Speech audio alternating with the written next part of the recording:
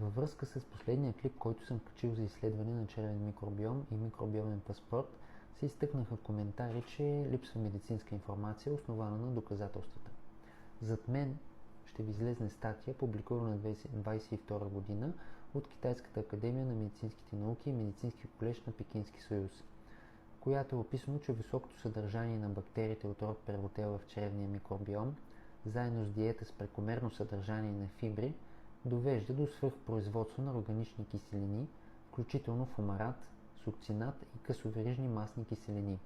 които доказано са изострящи и провокиращи фактори за ревматоиден артрит. В друга статия, публикувана през 2019 година от лабораторията по клинична микробиология и катедра по биомедицински науки в Миланския университет в Италия, също споменават за ролята на Prevotella в патогенезата на ревматоидния артрит.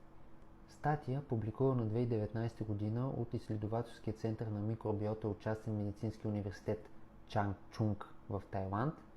в което хората са описали за разработка на нов тип пробиотици и че проучванията свързват бактериите от рода Prevotella с изострянето на глюкозния толеранс и повишаване на инсулиновата резистентност,